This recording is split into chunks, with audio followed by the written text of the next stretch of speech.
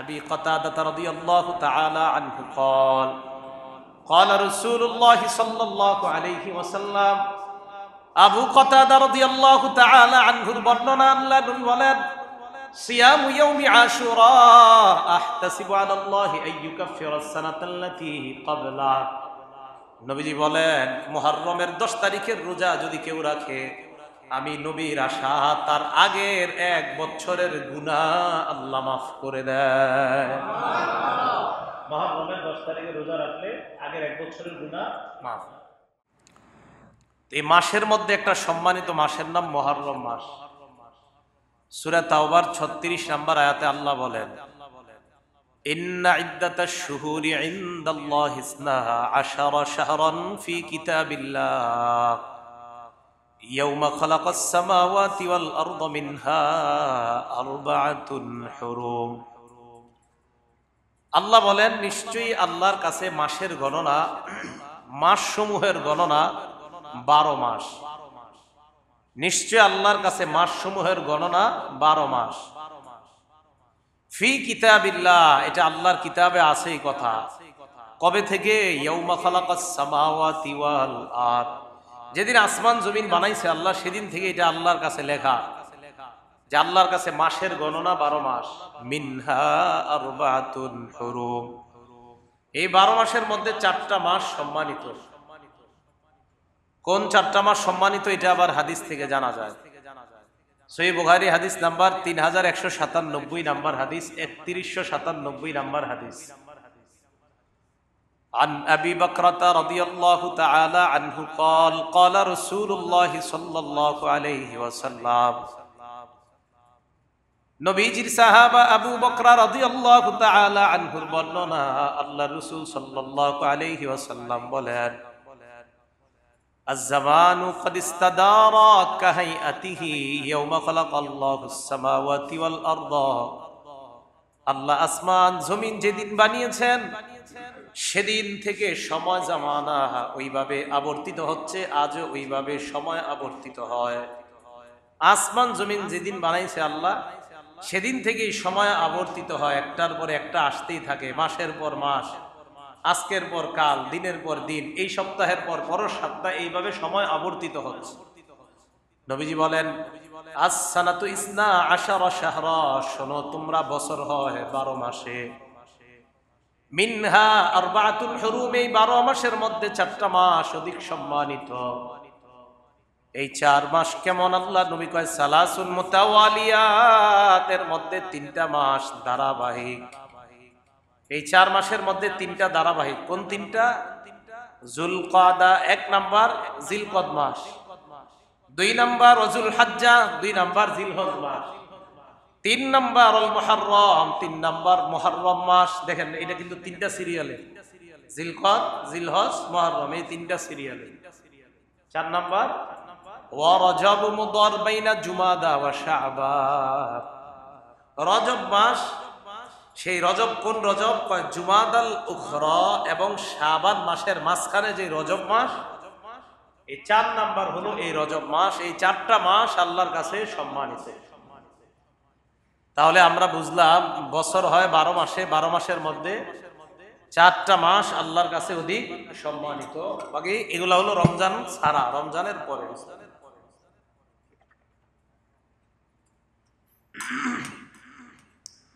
তো রমজান মাস ছাড়া এই মাসগুলো আল্লাহর কাছে এগুলো অধিক সম্মানিত। রাসূল আকরাম সাল্লাল্লাহু আলাইহি সাল্লামের হাদিস থেকেও আমরা বুঝতে পারলাম 4টা মাস সম্মানিত। কোরআনের আয়াত থেকে বুঝলাম 4টা মাস সম্মানিত, আর হাদিস থেকে জানলাম কোন 4 মাস সম্মানিত। জিলকদ, জিলহজ, মুহররম, রজব।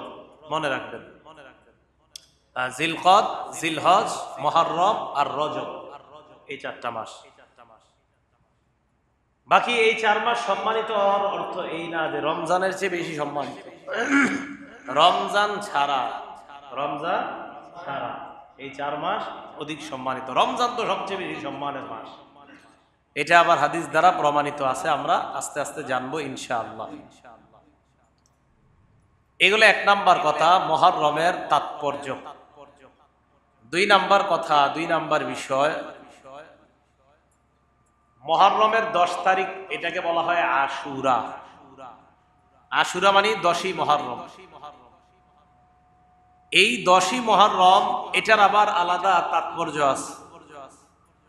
তো 10ই মুহররমের তাৎপর্যটা আমরা হাদিস থেকে জানবো। এটাও বুখারী শরীফের বর্ণনা। 10ই মুহররমের যে তাৎপর্য আছে এই বুখারী শরীফের বর্ণনা থেকে আমরা জানবো। সহিহ বুখারী হাদিস নাম্বার 2004 নাম্বার হাদিস।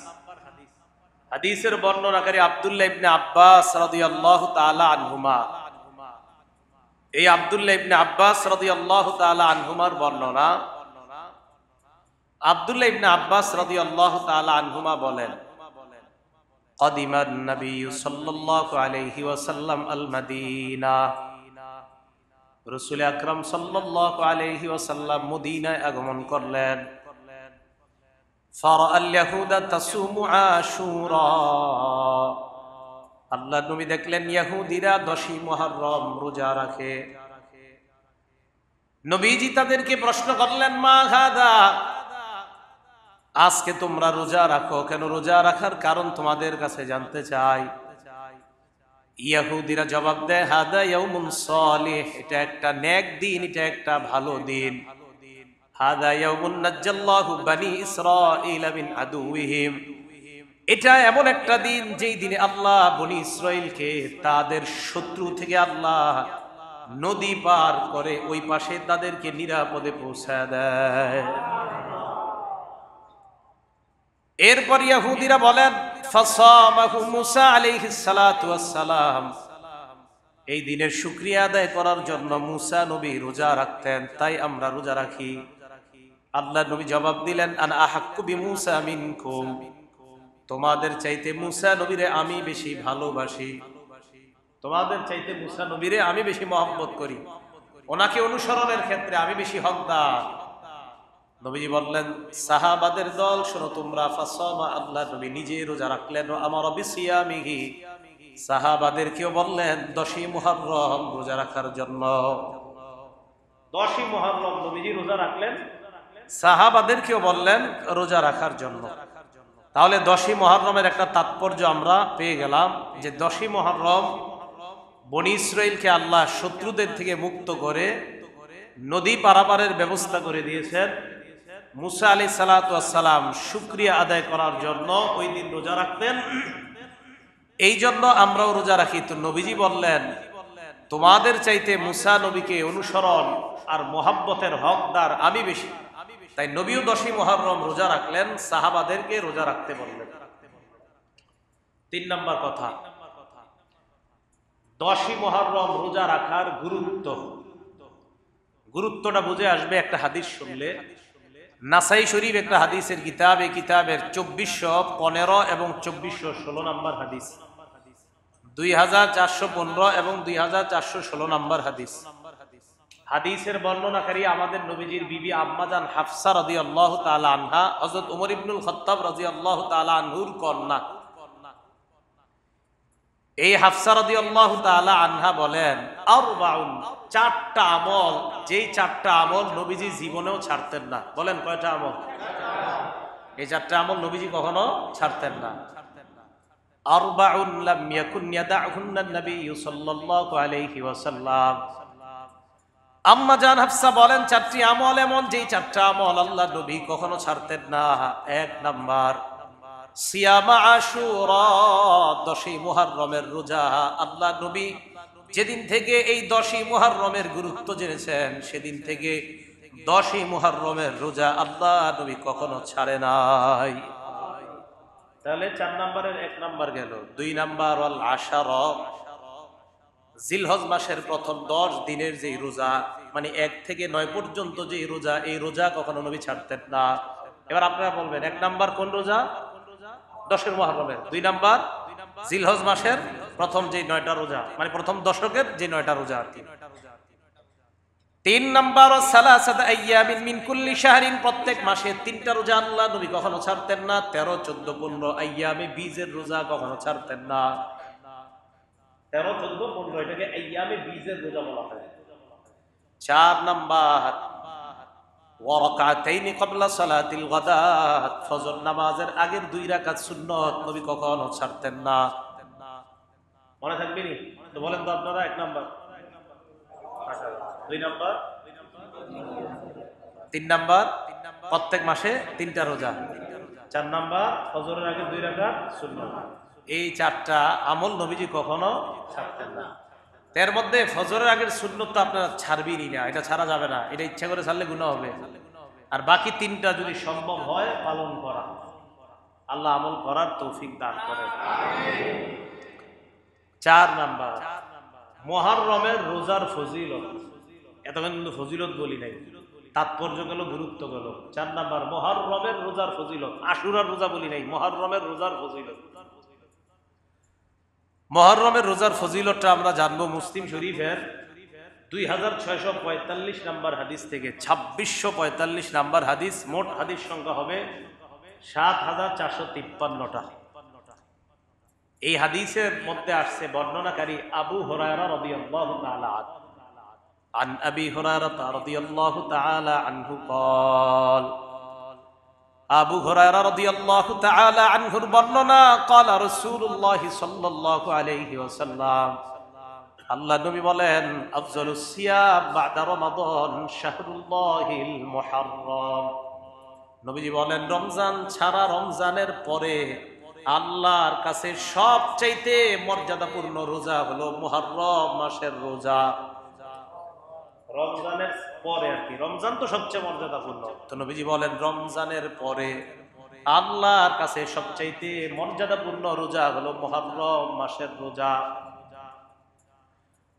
ও আফজালুস সালাতি বাদাস সালাতিল মাফরুদা, ফরজ নামাজ ছাড়া আল্লাহর কাছে সবচাইতে গুরুত্বপূর্ণ ফজিলতের নামাজ হলো সালাতুল লাইল, রাতের বেলা তাহাজ্জুদের নামাজ। এই হাদিসে আসছে তাহাজ্জুদ, যদিও এটা আমাদের বিষয় না আলোচনার, হাদিসে আসাতে বলে দিলাম। তাহলে হাদিসের মধ্যে আসছে রমজানের পর আল্লাহ নবীর কাছে সবচাইতে ফজিলতপূর্ণ রোজা হলো আশুরা, মুহররমের রোজা। আর ফরজ নামাজের পর সবচাইতে মর্যাদাপূর্ণ নামাজ হলো রাতের বেলা তাহাজ্জুদের নামাজ।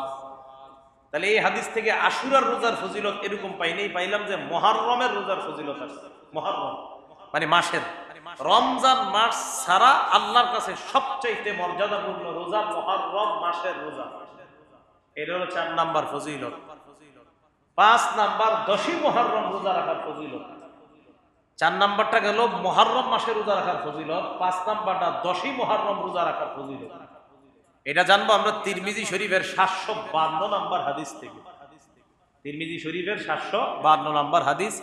হাদিসের বর্ণনাকারী নবীর সাহাবা আবু কাতাদা রাদিয়াল্লাহু তাআলা আন, তিনি বলেন, আন আবি কাতাদা রাদিয়াল্লাহু তাআলা আনহু قال, قال رسول الله صلى الله عليه وسلم, আবু কাতাদা রাদিয়াল্লাহু তাআলা আনহুর বর্ণনা, আল্লাহ নবী বলেন, সিয়ামু ইয়াউমি আশুরা আহতাসিবু আলাল্লাহি আইয়ুকাফিরাস সানাতাল্লাতী ক্বাবলা। নবীজি বলেন, মুহররমের 10 তারিখের রোজা যদি কেউ রাখে, আমি নবীর আশা তার আগের 1 বছরের গুনাহ আল্লাহ মাফ করে দেয়। মুহররমের 10 তারিখের রোজা রাখলে আগের 1 বছরের গুনাহ মাফ। আর আরাফার 10 তারিখের রোজা, আরাফার 9 তারিখে মানে 9 জিলহজ রোজা রাখলে কি ফজিলত? ওয়াসিয়ামু ইয়াউমি আরাফাতা আহতাসিবু আলাল্লাহি আইয়ুকাফিরাস সানাতাল্লাতী ক্বাবলা ওয়াল্লাতী বা'দা। নবীজি বলেন, আরাফার দিবসের রোজা মানে 9 জিলহজের রোজা যদি কেউ রাখে, আল্লাহ তার আগের এবং পরের, আগের 1 বছর, পরের 1 বছর, মোট 2 বছরের গুনাহ মাফ। আরাফার দিনেরটা আগের 1 বছর, পরের 1 বছর, আর মুহররমের 10 তারিখেরটা আগের 1 বছর। মনে থাকবে তো? আরাফার দিনে আগের 1 বছর, পরের 1 বছর, আর মুহররমের 10 তারিখে রোজা রাখলে আগের 1 বছরের গুনাহ আল্লাহ মাফ করে দেন। আল্লাহ আমাদের সকলকে মুহররমের 10 তারিখে যেন আমরা সিয়াম পালন করতে পারি, যদি আমাদের সম্ভব হয় আল্লাহ আমাদেরকে পালন করার তৌফিক দান করেন। এগুলো 5 নাম্বার কথা। 6 নাম্বার কথা, 10ই মুহররম আমাদের করণীয়। আমার সাথে একটা বাংলা সবাই বলতে হবে, বলেন 10ই মুহররম, বলেন। আমরা তাই করব যা নবীজি করেছেন। 10ই মুহররম আমরা ওই আমলই করব যে আমল নবীজি করেছেন।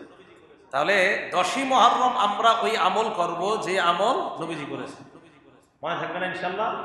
তো কি আমল করছে দেখি, বুখারী শরীফের 2006 নম্বর হাদিস।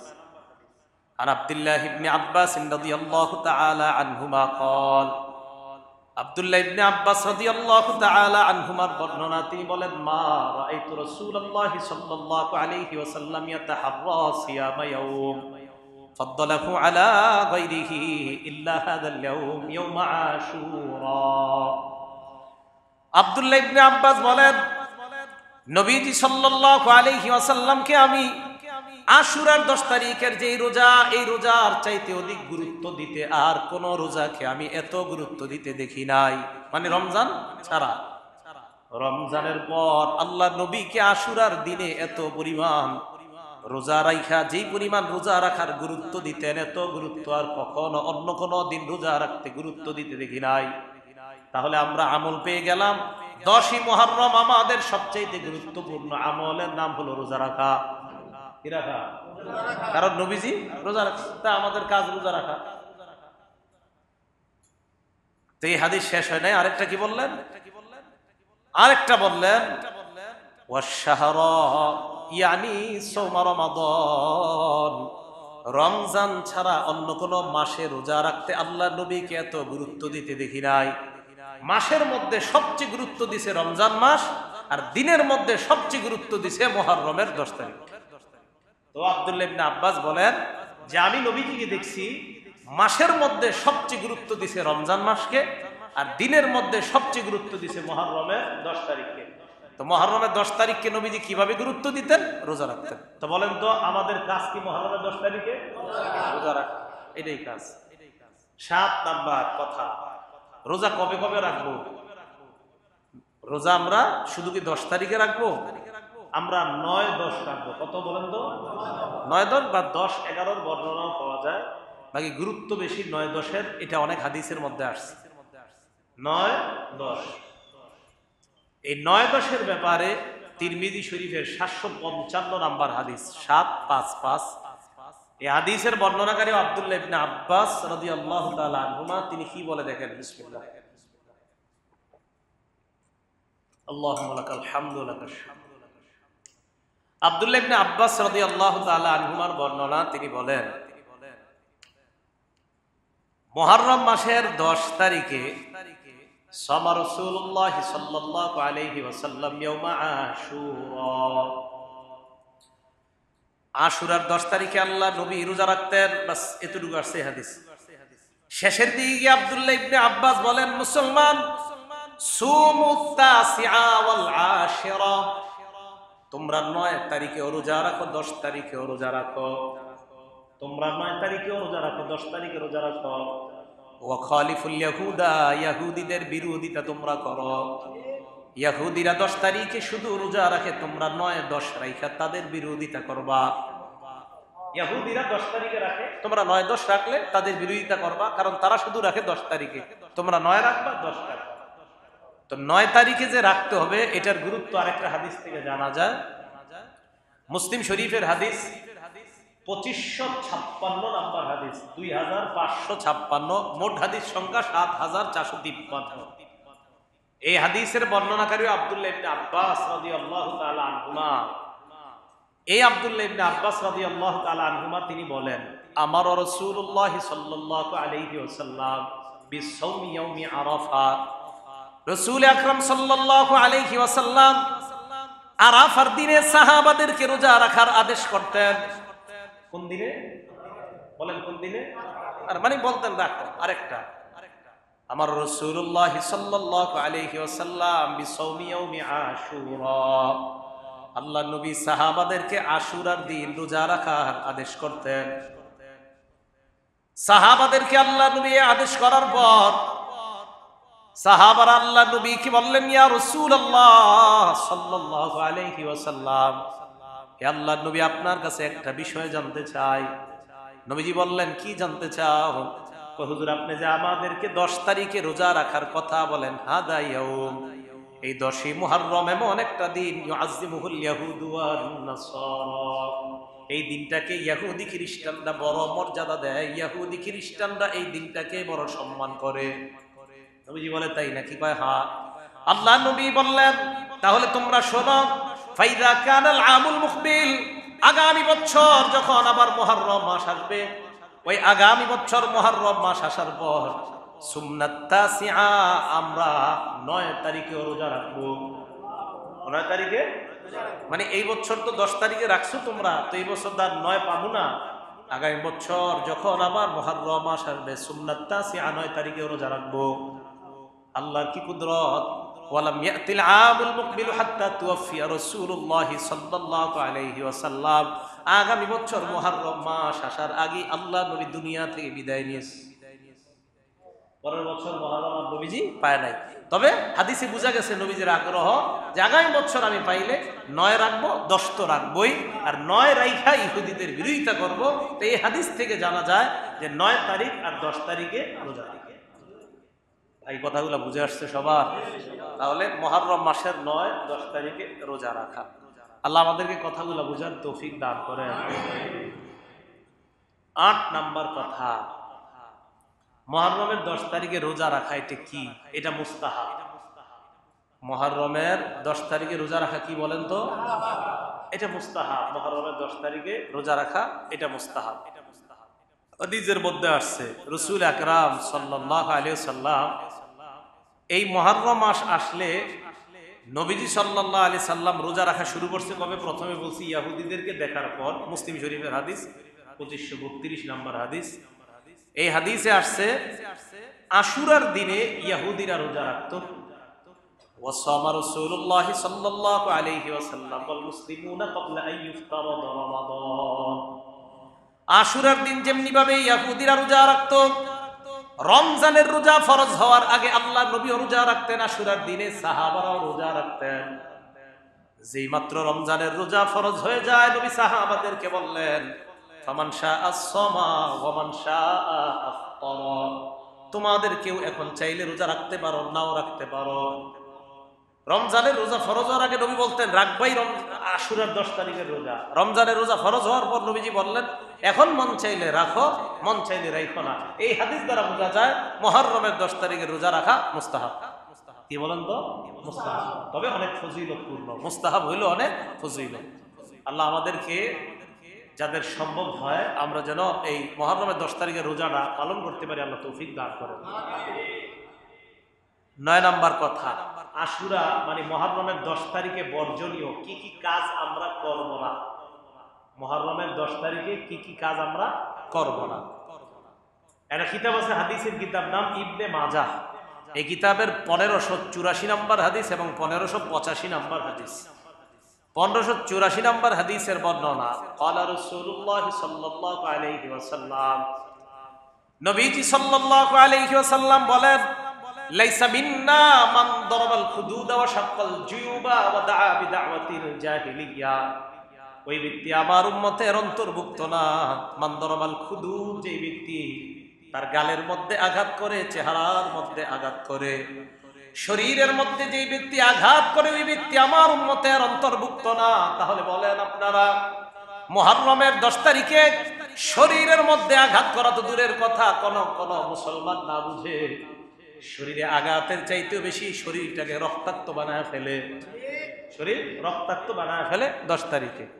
আল্লাহ নবী বললেন, মান দারাবাল খুদুদা, যারা চেহারায় আঘাত করে, খামসায় শরীরের মধ্যে, এইভাবে আঘাতের মাধ্যমে যারা শরীরটাকে ক্ষত বিক্ষত করে, নবী বলেন এই মুসলমান আমার উম্মতের অন্তর্ভুক্ত না।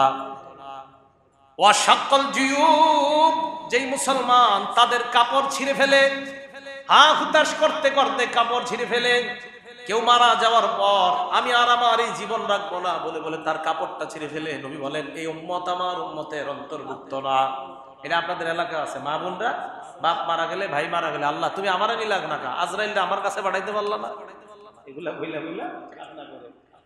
আল্লাহ আপনি আমার আব্বারই দেখলেন, আর কাউরে দেখলেন না, আমার ছেলেটারে আপনি দেখলেন, আর কাউরে দেখলেন না, তুমি আমারে নিতে পারলা না, এটি বইলা বইলা আপনার জামা কাপড় ছিঁড়ে ফেলে। ভাই আসছে, বাবার মৃত্যুতে ভাইরে ধইরা কান্না শুরু করে, আরে বাইরে কোত্থেকে আসছস, বাপে তো গেল বা শেষ হয়ে গেল।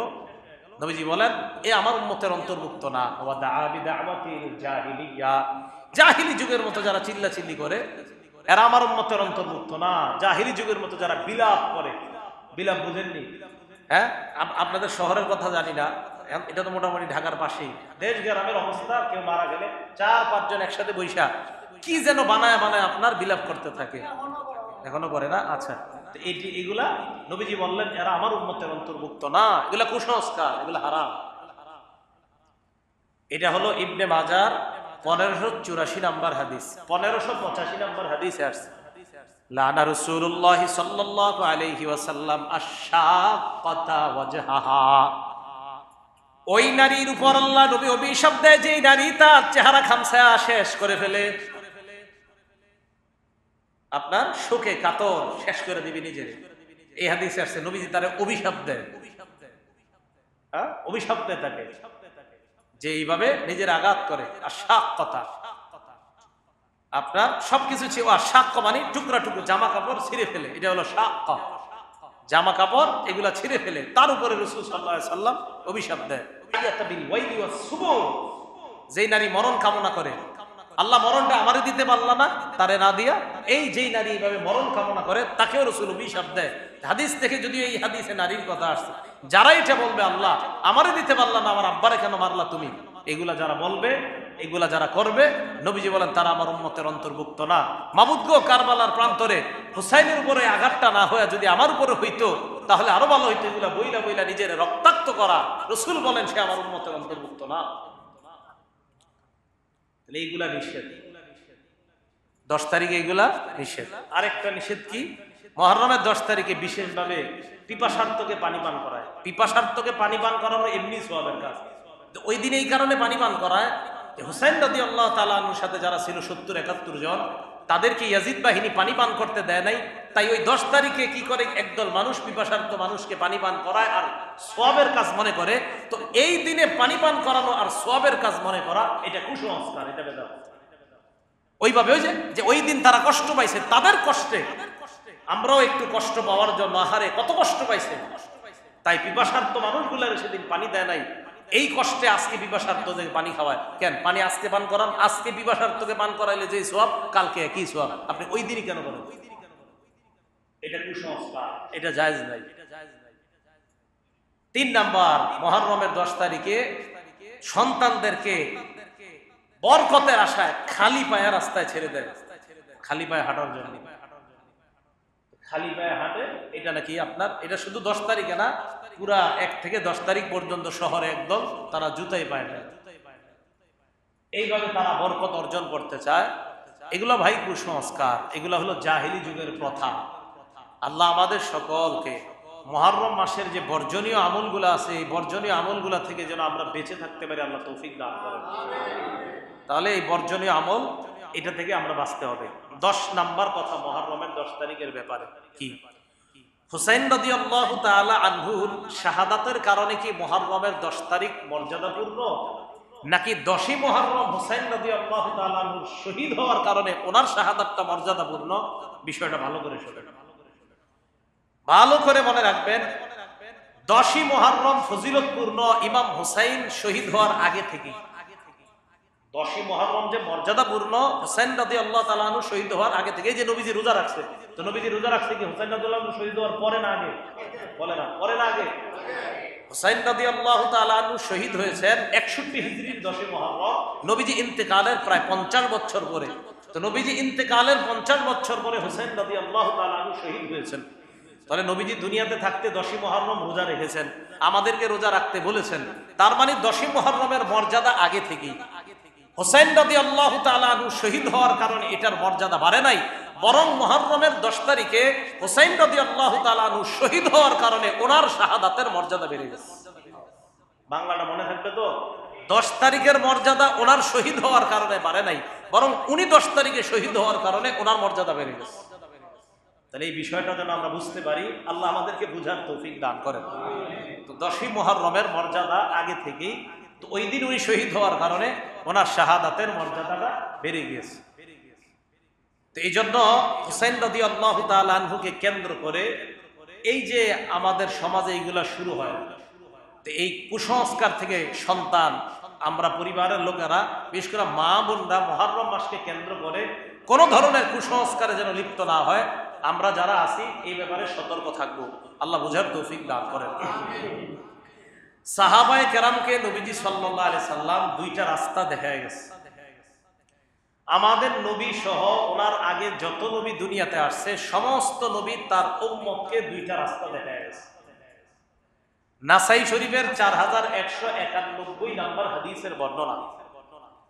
আব্দুর রহমান ইবনে আব্দে রব্বিল কাবা এক তাবিঈর নাম। উনি বলেন, আমি নবীজির সাহাবা আব্দুল্লাহ ইবনে আমর রাদিয়াল্লাহু তাআলা আনহুর কাছে গেলাম। তিনি তখন কাবা শরীফের সামনে ছায়া, এই ছায়ার মধ্যে বসে উনি বিশ্রাম নিতেছেন। মসজিদের ছায়া হয় না মাঝে মাঝে, কাবা ছায়া। আব্দুর রহমান ইবনে আব্দে রব্বিল কাবা বলেন, আতাইতু ইলা আব্দুল্লাহ ইবনে আমর রাদিয়াল্লাহু তাআলা আন ওয়া হুয়া জালিসুন ফি জিল্লিল কাবা। নবী সাহাবা আব্দুল্লাহ ইবনে আমর রাদিয়াল্লাহু তাআলা আনহুর কাছে গেলাম, এমন অবস্থায় তিনি কাবা শরীফের ছায়ার মধ্যে বসা। ওয়ান নাসু আলাইহি মুজতামিউন, জনগণ তাকে ঘেরাও করে তার সামনে দাঁড়ায় আছে। জনগণ তাকে ঘিরে আছে, আমি ওই জনগণের মাঝে উপস্থিত হইলাম। হঠাৎ আব্দুল্লাহ ইবনে আমর বললেন, বাইনা নাহনু মা রাসূলিল্লাহি সাল্লাল্লাহু আলাইহি ওয়াসাল্লাম ফি সাফার, আমরা আল্লাহ নবীর সাথে এক সফরের মধ্যে ছিলাম। ইন নাযালনা মানজিলা, এক জায়গায় আমরা অবতরণ করলাম। ফামিন্না মাইয়াদরিবু খিবা, আমাদের কেউ কেউ তাবু টানাইতেছে ওই তাবুর মধ্যে বিশ্রাম নেওয়ার জন্য। আমরা সফর করতেছিলাম, এক জায়গায় যাত্রা বিরতি দিলাম। বিরতি দেওয়ার পর সাহাবাদের মধ্যে তিন দল, এক দল তাবু টানাইতেছে, তাবুর ছায়ায় তারা বিশ্রাম নিবে। অমিন্না মাইয়ান্তাদিলু, আরেক দল নিশানা ঠিক করতেছে, তীর প্রতিযোগিতা করতেছে। অমিন্না মান হুয়া ফি জাশরাতিহি, আরেক দল চারণভূমির মধ্যে পশুগুলোকে চড়াইতেছে, পশুরে ঘাস খাওয়ায়, পানি পান করায়। সাহাবা আব্দুল্লাহ ইবনে আমর বলেন, ইজনাদা মুনাদি রাসূলিল্লাহি সাল্লাল্লাহু আলাইহি ওয়াসাল্লাম, হঠাৎ আল্লাহ নবীর একজন ঘোষণাকারী তাদের সামনে ঘোষণা দিলেন, আসসালাতু জামিআ, ও সাহাবাদের দল, নামাজের সময় হয়েছে, তোমরা নামাজে আসো। ফাজতামানা, আমরা নামাজে একত্রিত হলাম। তিন দল তিন দিক থেকে একত্রিত হয়েছে। মসজিদে মনে হয় দাওয়াত ও তাবলীগের সাথে আছে না? এই যে দাওয়াত ও তাবলীগে যারা বের হয়, যদি লম্বা সফর হয় 90 মাইল 100 মাইল, তো তারা কি করে, আপনার সফর করতে করতে মাঝে নামাজের প্রয়োজন হয়। তো নামাজের জন্য কোথাও হয়তো যাত্রা বিরতি দিতে হয়, তো সেখানে কেউ আপনার নামাজের প্রস্তুতি হিসেবে উযু করে, কেউ প্রস্রাবখানায় যায়, কেউ হয়তো বড় ইস্তেঞ্জার প্রয়োজন সেখানে যায়। তার মানে সফর বিরতি দিলে এক একজনের এক একটা প্রয়োজনীয়তা দেখা দেয়। ঠিক আমাদের সাহাবাদের মধ্যে কেউ তাবু টানাইতেছিল, কেউ তীরের প্রতিযোগিতা করতেছিল, আবার কেউ চারণভূমির মধ্যে পশু চড়াইতেছিল। তো এইভাবে প্রত্যেকটা দল যেন জামাতে আইসা পড়ে। এক সাহাবা গিয়ে বললেন, এ সাহাবাদের দল, জামাতের সময় হয়েছে, জামাতে আসে। তো সবাই জামাতে আসছে। জামাতে আসার পর কামা ফিনা রাসূলুল্লাহ সাল্লাল্লাহু আলাইহি ওয়াসাল্লাম, আল্লাহ নবী আমাদের সামনে দাঁড়াইলেন। দাঁড়ায় খাতাবা, নবী একটা ভাষণ দিলেন। ভাষণের মধ্যে আল্লাহ নবী বললেন, ইন্নাহু লাম ইয়াকুন নাবিয়্যুন ক্বাবলি ইল্লা কানা হাক্কান আলাইহি আইয়াদুল্লা উম্মাতাহু আলা মা ইয়ালামুহু খায়রান লাহুম, আমার পূর্বে যত নবী দুনিয়াতে আসছে সমস্ত নবীর মৌলিক দুইটা দায়িত্ব ছিল। এক নাম্বার, উম্মতের জন্য যা কল্যাণকর ওই কল্যাণকর বিষয়টা উম্মতকে জানায়া দেওয়া। দুই নাম্বার, ওয়ায়ুনজিরা মা ইয়ালামুহু শাররান লাহুম, উম্মতের জন্য যা অকল্যাণকর ওই অকল্যাণকর বিষয় থেকে উম্মতকে সতর্ক করে দেওয়া। কি করে দেওয়া? এখন আপনাদের কাছে আমি জানতে চাই, 10ই মুহররম রোজা রাখা এটা কল্যাণ না অকল্যাণ? হ্যাঁ, কল্যাণ। আর 10ই মুহররম নিজের শরীরকে রক্তাক্ত করা এটা কল্যাণ নাকি অকল্যাণ? এইটুকু বুঝে আসছে। সাহাবাদেরকে আল্লাহ নবী বললেন, আমার পূর্বে যত নবী আছে সমস্ত নবীর দায়িত্ব ছিল মৌলিক দুইটা। এক নাম্বার, উম্মতের জন্য যা কল্যাণ তা উম্মতকে জানায়া দেওয়া। দুই নাম্বার, উম্মতের জন্য যা অকল্যাণ এই অকল্যাণ থেকে উম্মতকে সতর্ক করা। এই কথা বলার পর আল্লাহ নবী বললেন, আমার সাহাবাদের দল, তোমরা মনে রাখবা ইন্না উম্মাতাকুম হাদিহি জুইলাত আফিয়াতুহা ফি আউয়ালিহা, আমার এই উম্মতের প্রথম দিকের যারা তোমরা, এই প্রথম দিকের উম্মতকে নিরাপত্তা দেওয়া হয়েছে, তাদেরকে ফিতনা ফাসাদ থেকে মুক্ত রাখা হয়েছে। আমার খাতিরে তোমরা ফিতনা থেকে মুক্ত থাকবা, আমার খাতিরে। বুঝে যাইতেছে? ওয়া ইন্না আখিরাহা, তোমাদের শেষ জামানায় যারা আসবে, আমি আপনি আমরা, আল্লাহ নবী বলেন সাইসিবুহুম বালাউন ওয়া উমুর, তাদের সামনে একের পর এক ফিতনা আসতেই থাকবে। ইউনকিরুনাহা, যে ফিতনাগুলো উম্মত অপছন্দ করবে, একের পর এক ফিতনা আসবে, একের পর এক ফিতনা আসবে। তাহলে আমার আপনার আমাদের সামনে একের পর এক ফিতনা আসতে থাকবে, যে ফিতনাগুলা উম্মত অপছন্দ করবে। আল্লাহ নবী বলেন ফাতাজিবুল ফিতান, ফিতনাগুলা যখন আসবে, ফায়ুদাক্কিকু বাদুহা লিবাদিন, একটা ফিতনা আরেকটা ফিতনার কাছে তুচ্ছ মনে হবে। ফিতনা যখন আসবে, আগের ফিতনাটা পরের ফিতনার কাছে তুচ্ছ মনে হবে। কয়েকদিন আগে করোনা ভাইরাস নামক গজবে আমরা পড়ছি, ফিতনায় পড়ছি। এখন আমাদের কাছে মনে হয়েছে এই গজবের চাইতে মনে হয় বড় আর কোনো গজব আসবে না। নবী কয় না, পরে যেটা আসবে ওইটার কাছে আগেরটা তুচ্ছ মনে হবে, ওটার কাছে আগেরটা তুচ্ছ মনে হবে। ফাতাজিউল ফিতনা, ফিতনা যখন আসবে, ফিতনা আসার পর ফায়াকুল মুমিন, ইমানদার বলবে ইয়া মুহলিকাতি, এই ফিতনা আমি শেষ হয়ে যাব, এই ফিতনা মনে হয় আমাকে ধ্বংস করে দিবে। ইমানদার বলবে। ফাতানকাশিফু, আল্লাহ নবী বলেন এই ফিতনা হঠাৎ আল্লাহ উঠায় নিবে, আস্তে আস্তে গজব আল্লাহ উঠায় নিবে। সুম্মা তাজিউল ফিতনা, আবার ফিতনা আসবে, আবার গজব আসবে। আসার পর ফায়াকুল মুমিনু ইয়া মুহলিকাতি, ইমানদার বলবে এই ফিতনা মনে হয় আমাকে ধ্বংস করে দিবে। আল্লাহ নবী কয় ফাতানকাশিফু, ফিতনা আবার উঠে যাবে। এখন ফিতনা আসবে, ফিতনার মধ্যে ইমানদার পড়বে। ঢাকা এক পরিবারের ব্যাপারে আমি জানি, যেই পরিবারের সব সদস্যরা মাশাআল্লাহ ঠিক আছে, ওই পরিবারের যিনি পুরুষ মানে কর্তা, পুরা কর্তা যিনি, উনি আপনার এমন আকীদা পোষণ করে যে আকীদার কারণে ঈমান থাকে না মানুষের। বিবি পাঁচ ওয়াক্ত নামাজি, ছেলে মেয়ে সবাই ঠিক আছে, কিন্তু উনি এমন আকীদা পোষণ করে, উনি এমন আকীদা, উনি বলে, ওনার বক্তব্য, উনি বলে যে মক্কা মদিনায় আমি কেন যাই না, মদিনার মধ্যে দুইজন শত্রু শুয়ে আছে, এই জন্য যাই না। ওই শত্রু দুইজনকে আবু বকর আর ওমর, আবু বকর ওমর, এই দুইজন এরা হলো শত্রু, এই জন্য ওখানে যায় না। এই মুহররম মাস আসলে এই কথাগুলো খুব বেশি বলে উনি। তো উনি যায় কোথায়? উনি ইরাকে যায়। কোথায় যায়? ইরাকে যায় উনি। উনি বলেন ইরাকের কিছু জায়গা এগুলা মদিনার চেয়ে পবিত্র জায়গা। আর মদিনায় কেন? মদিনায় দুইজন শুয়ে আছে, আবু বকর ওমর, এই জন্য সেখানে যায়। এই যে ফিতনা, এই ফিতনার মধ্যে ইমানদাররাও পড়ে যাবে। ওই পরিবারের সবাই এত পেরেশানির মধ্যে, ওই পরিবারের নারী মহিলা যিনি, উনি উলামায়ে কেরামের কাছে বারবার আপনার মাসালা জানতে চায় যে এই মুহূর্তে কিভাবে চলতে পারি, বাসায় কিভাবে সঠিকভাবে ইসলাম পালন করতে পারি। উনি রোজা রাখে কিভাবে জানেন? উনি রোজা রাখে আজকে মাগরিব, আপনার আজকে ফজরের আগে যে উনি খানা খায়, এই খানা খাওয়ার পর পরের দিন আবার যখন রাত্র গভীর হয়, রাত ৩টা-৪টা বাজে গিয়ে ইফতারি করে। অর্থাৎ ফজরের আগে খানা খাওয়ার পর সাহারির সময় খানা খায়, খানা খাওয়ার পর সারাদিন রোজা রাখে, মাগরিবের সময় ইফতার করে না। মাগরিব যায়, এশা যায়, রাত অন্ধকার হলে ইফতার করে। উনি কয় কি? আল্লাহ কোরআনে বলছে রোজা রাখো রাত পর্যন্ত, এই জন্য আমি রাত সহ রোজা রাখি। কি বুঝালাম? উনি এমন বুঝা বুঝছে, আল্লাহ বলছে রাত পর্যন্ত রোজা রাখো। মাগরিব কি রাত? মাগরিব তো সন্ধ্যা। উনি যুক্তি দেয়, মাগরিব তো সন্ধ্যা, রাত হয় গভীর হয় কখন? যখন ৩টা-৪টা বাজে, অথবা ১২টার পর হয়, ১টা-২টা, তখন গিয়ে উনি ইফতারি করে। এই হলো ওনার বুঝ। তো এই বুঝের মধ্যে উনি রমজানের ৩০টা রোজা এইভাবেই রাখে। তো এই জন্য ওনার পরিবারের যারা আছে ওরা আমাদের কাছে খুব শরণাপন্ন হয়। তো যাই হোক, যে বিষয়টা বুঝাইতে চাইলাম, নবীজি বলেন ইমানদারের কাছে ফিতনা আসবে, একের পর এক ফিতনা। এই ফিতনাগুলো আসার পর ইমানদার বলবে মনে হয় আমি শেষ, আমি ধ্বংস, এই ফিতনায় মনে হয় আমি শেষ হয়ে যাব। নবীজি বলেন ফামান আহাব্বা আন ইউযাহযাহা আনিন নার ওয়া ইউদখালাল জান্নাহ, কেউ যদি জাহান্নাম থেকে বাঁচতে চায় এবং জান্নাতে যাইতে চাও, ওই ফিতনার মধ্যে ফালতুদরিকু মাউতাতুহু ওয়া হুয়া মুমিনুন বিল্লাহি ওয়াল ইয়াউমিল আখির, তোমার মরণটা যেন এমন অবস্থায় হয় তুমি আল্লাহ বিশ্বাস করো আর আখিরাত বিশ্বাস করো, এমন অবস্থায় যেন তোমার মরণ হয়। আমার উম্মত, ফিতনা তো তোমার কাছেও আসবে, তবে তোমার মরণটা যেন ঈমানের সাথে হয়, তোমার মরণটা যেন আল্লাহর নবীর উপর বিশ্বাস, আখিরাতের উপর বিশ্বাস রেখে তোমার মরণটা হয়। তাহলে ফিতনা আমাদের কাছে আসতেছে একের পর এক। এই মুহররম আসলেও একের পর এক ফিতনা আমাদের। প্রথম 10 দিন অন্তত কত ফিতনার সম্মুখীন ঢাকা শহর হতে হয়, সেটা ঢাকা থাকলে আপনারা বুঝতে পারবেন। 1 তারিখ থেকে শুরু হয় একের পর এক ফিতনা। আল্লাহ আমাদের সকলকে এই ফিতনার মধ্যেও যদি ঈমানের উপর থেকে আমরা ঈমান নিয়ে কবরে যাইতে পারি, আল্লাহ তৌফিক দান করেন।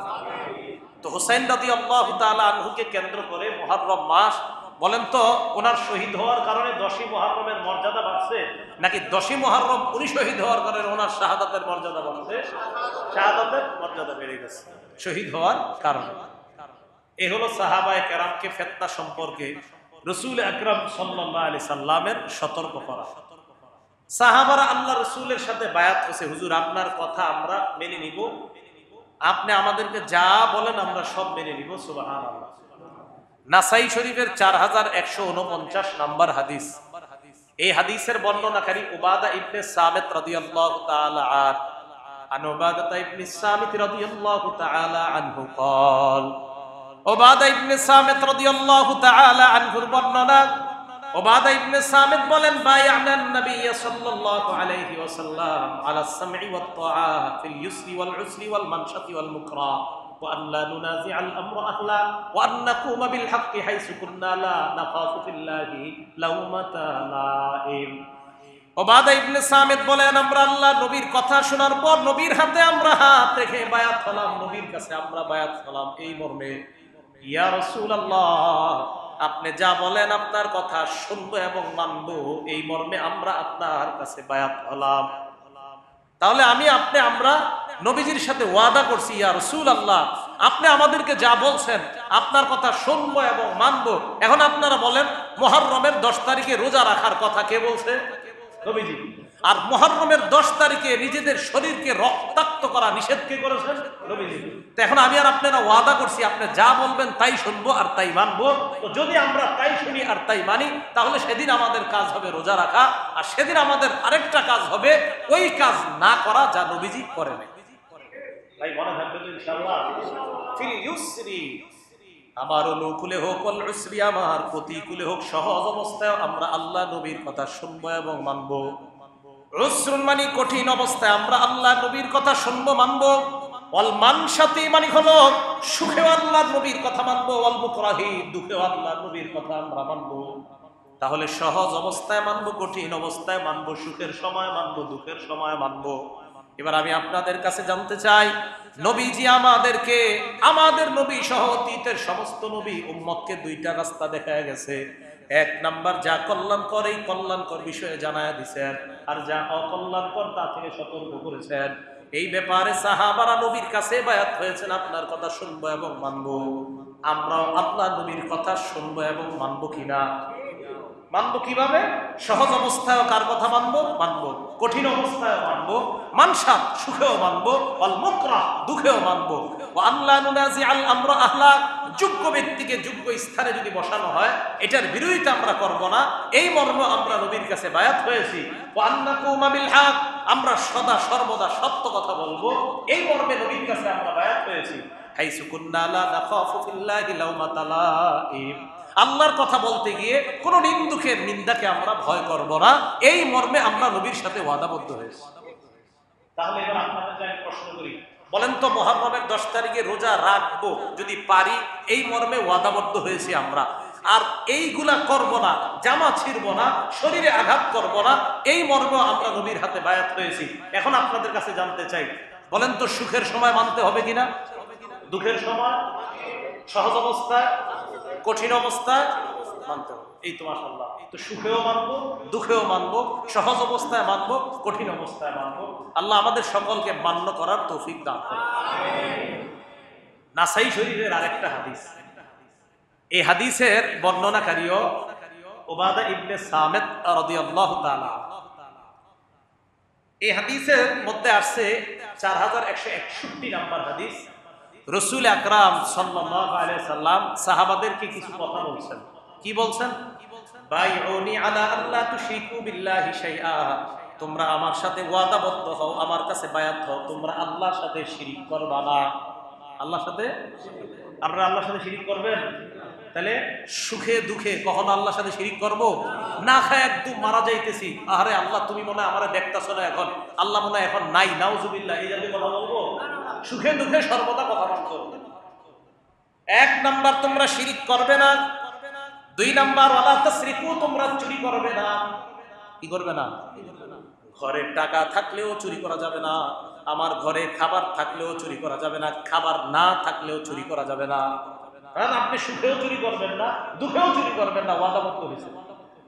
তিন নাম্বার, ওয়ালা তাজিনু, ব্যভিচার করবো না, তোমরা ব্যভিচার করবে না, জিনা করবে না, এই ওয়াদাবদ্ধ হয়েছে আমরা। জিনা কি? জিনা আমরা বললে আমাদের মাথায় একটা কথা চলে আসে, তবে জিনা মনে রাখবেন, চোখ দিয়ে কোনো নারীর দিকে তাকানো, যে নারীকে দেখা হারাম, প্রথমবার ভুলে পড়ে গেলে মাফ, পরের বার ইচ্ছাকৃত বা তাকাইলে এটা চোখের জিনা। কিসের জিনা? এটা চোখের জিনা হয়ে যায়। সহিহ বুখারী হাদিস নাম্বার 6612 নম্বর হাদিস। এই হাদিসের মধ্যে আসছে, ইন্নাল্লাহা কাতাবা আলা ইবনি আদম হাজ্জাহু মিনাজ জিনা আদরাকা যালিকা লা মাহালা। আল্লাহ পাক রব্বুল আলামিন আদম সন্তানকে, আমাকে, আপনাকে জিনা নামক পরীক্ষা দ্বারা পরীক্ষা করবে। নবীজি বলেন, আমার উম্মত এই পরীক্ষার সম্মুখীন হতেই হবে। আমি আর আপনি এই পরীক্ষার সম্মুখীন হতেই হবে, নবীজি বলছেন। এখন আল্লাহ নবী বলেন, ফাজিনাল লিসান আল মাফতিক, মুখের জিনা হলো এই জবানের জিনা হলো মুখ দিয়ে। কোন নারী যার সাথে তোমার দেখা দেওয়া হারাম, ওই নারীর সাথে সরাসরি তোমার কথা বলা, এটা মুখের জিনা। মোবাইলে কথা বলাও মুখের জিনা। একটা নারীর সাথে অপ্রয়োজনীয় মোবাইলে কথা বলা, এটা জবানের জিনা। এটা কিসের জিনা? জবানের জিনা। হাতের জিনা, স্পর্শ করা। হাতের জিনা কি করা? স্পর্শ করা। মনে রাখবেন, একটা নারীর সাথে, যার সাথে আপনার দেখা দেওয়া যায় নাই, কথা বলা যায় নাই, তার সাথে আপনি চ্যাটিং করতেছেন অবৈধভাবে, সেটা হোয়াটসঅ্যাপের মাধ্যমে হোক, ইমোর মাধ্যমে হোক, মেসেঞ্জারের মাধ্যমে হোক, অথবা অন্য কোনো মাধ্যমে হোক, এই যে আপনি তাকে অবৈধভাবে মেসেজ লিখতেছেন শুধু শুধু অপ্রয়োজনীয়, এটা হাতের জিনা।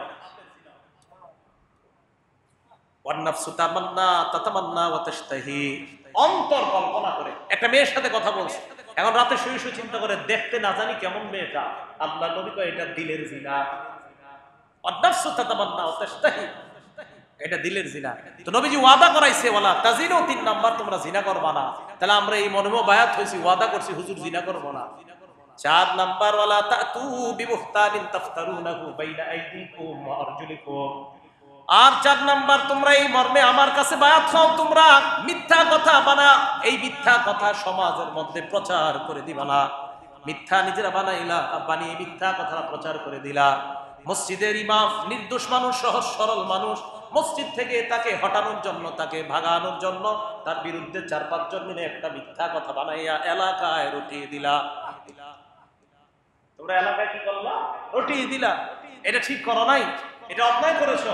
সহিহ বুখারী ৭০৪৭ নম্বর হাদিসে আসছে, এরকম মিথ্যা কথা যারা বলে কোন মানুষের নামে বানায়া বানায়া, আল্লাহ রাসূল সাল্লাল্লাহু আলাইহি সাল্লাম বলেন, আমি দেখছি ওই ব্যক্তি কিয়ামত পর্যন্ত ওই ব্যক্তি শুয়ে থাকবে, তার মাথার সামনে একজন ব্যক্তি বিকাল্লুবিন মিন হাদিদ, লোহার করা চিরুনি নিয়ে দাঁড়িয়ে থাকবে। এই ব্যক্তি ইয়াতি আহাদা শিক্কাই ওয়াজহিহি, তার চেহারার এক পাশে আসবে, আসার পর ফায়ুশারশিরু শিক্কাহু ইলা কাফা, এইখান থেকে লোহার চিরুনি দিয়ে একটা আগ দিবে মাথার এই খুলি পর্যন্ত, মিন খারাহু ইলা কাফা, নাকের এই ছিদ্র থেকে আরেকটা আগ দিবে এই পর্যন্ত, আইনাহু ইলা কাফা, চোখ থেকে এই পর্যন্ত আরেকটা আগ। এই ৩টা আগ দেওয়ার পর রক্তে পুরো শরীরটা রক্তাক্ত হয়ে যাবে।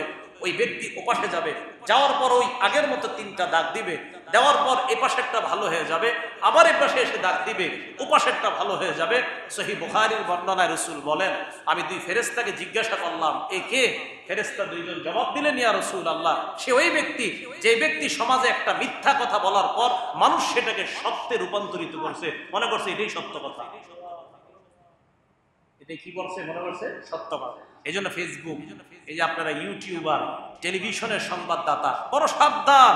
কোন সংবাদ যদি মিথ্যা প্রচার করেন আর ওই মিথ্যা যদি সত্য বলের পরিণত হয়ে যায় সমাজের মধ্যে, তো কিয়ামত পর্যন্ত এই শাস্তির অপেক্ষা। ফেসবুকে মিথ্যা সংবাদ ছড়ানো হয় না, এটাই হাদিসের অন্তর্ভুক্ত। লা তাতু বিবুহতানিন তাফতারুনা, ফেসবুক যারা চালান সতর্কতার সাথে খুব সাবধানে চালান, তোমরা মিথ্যা কথা বানিয়ে বলবা। ৪ নাম্বার, আমার সাথে ওয়াদাবদ্ধ হইছো। তাহলে মিথ্যা কথা যে আমরা বানায় বলবো না, এই মর্মে আমরা ওয়াদাবদ্ধ হয়েছি। তো 10ই মুহররম কুসংস্কার গুলা, এগুলা নবীজিও করে নাই, সাহাবাদের কেউ করে নাই, এগুলা মানুষের মিথ্যা বানানো। আর এই মিথ্যাগুলা এখন মানুষ সত্য মনে করে এগুলা করতেছে, তো এরাও ওই শাস্তির জন্য অপেক্ষা করতে হবে। 5 নাম্বার, ওয়ালা তাকতুলু আওলাদাকুম, সন্তান তোমরা দারিদ্রতার ভয়ে হত্যা করবা না। তোমার সন্তানকে তুমি খাওয়াইতে পারবা না, তোমার প্লেটে তোমার সন্তান ভাগ বসাবে এই ভয়ে সন্তানকে হত্যা করবা না। 6 নাম্বার, ওয়ালা তাসুনি ফি মারুফ, তোমরা আমার নাফরমানি করবা না, ন্যায়সঙ্গত কাজে পালন করার ক্ষেত্রে আমার নাফরমানি করবা না, আমার নাফরমানি করবা না। এখন আরেকটা বিষয়, মুহররমকে কেন্দ্র করে বিভিন্ন জায়গায় নারী পুরুষ পর্দা ছাড়া পুরা খোলামেলা ভাবে নারী পুরুষ কিছু কিছু ক্ষেত্রে কিছু জায়গায় একত্রিত হয় মুহররমের 10 তারিখে। এটা সম্পূর্ণরূপে হারাম। একজন আরেকজনের শরীরের স্পর্শ হয়ে যায়, কোথায় নারী পুরুষ পর্দা করবে সেখানে এই পর্দাহীনতা, একদম পুরা পর্দা রক্ষা করা হয় না। এমন যদি কোনো অনুষ্ঠান হয় আর ওই অনুষ্ঠানে নারী পুরুষ যদি অবাধে যাতায়াত করে অথবা যে কোনো জায়গায় হোক, এটাও স্পষ্ট হারাম। দলিল নাসাই শরীফ হাদিস নাম্বার 4181 নম্বর হাদিস। এই হাদিসের মধ্যে আছে উমাইমা বিনতে রুকাইয়া রাদিয়াল্লাহু তাআলা আনহা বলেন, নবীজির কাছে এক নারী বললেন, ইয়া রাসূলুল্লাহ হালুম্মা নুবাইয়ুকা, হুজুর আপনি হাতটা বাড়ায়া দেন, আপনার হাতে বায়াত হই। নবীজি বললেন, লা উসাফিহুন নিসা, নারীদের হাতে আমি কখনো স্পর্শ করি না, নারীদের হাত কখনো আমি স্পর্শ করি না। তাহলে নবীজি সাল্লাল্লাহু আলাইহি ওয়াসাল্লাম স্পর্শ করে নাই। আর নবীজি নারীদের সাথে পর্দা করতেন কেমন ভাবে? এক নারী পর্দার হাত নিজ দিয়ে একদিন এইভাবে হাত বের করছে। নবীজি বলেন, কিসের হাত? আরেকজন বলতেছে, একজন নারীর হাত, সরল নারীর হাত। আপনার নিজেকে প্রদর্শন তো দূরের কথা, হাত পর্যন্ত এইভাবে পর্দার আড়াল থেকে দেওয়াটা, এটাও আপনার অপছন্দ করেছেন। রাসূল আকরাম সাল্লাল্লাহু আলাইহি সাল্লাম হাদিসের মাধ্যমে আমাদেরকে বলে দিলেন, সব নবী তার উম্মতকে দুটি বিষয়ে মৌলিক দায়িত্ব পালন করেছে। উম্মতের জন্য যা কল্যাণকর এটা জানায় দিছে, যা অকল্যাণকর এটা থেকে সতর্ক করেছে। এবার আপনাদেরকে আমি বলি, 9 তারিখ 10 তারিখ রোজা রাখা এটা আমাদের জন্য কল্যাণকর না অকল্যাণকর? আর 10 তারিখকে কেন্দ্র করে অসামাজিক কুসংস্কারে লিপ্ত হওয়া এটা কি কল্যাণকর না অকল্যাণকর? তাহলে কল্যাণকর বিষয়গুলা পালন করা, অকল্যাণকর বিষয় থেকে বেঁচে থাকা, সতর্ক থাকা, আল্লাহ আমাদের সকলকে তৌফিক দান করেন। আমিন। ওয়া আখিরু দাওয়ানা আলহামদুলিল্লাহি রাব্বিল আলামিন। ঢাকা মাহফিল, সুস্থ সমাজ গড়ার বিপ্লবী চেতনায়।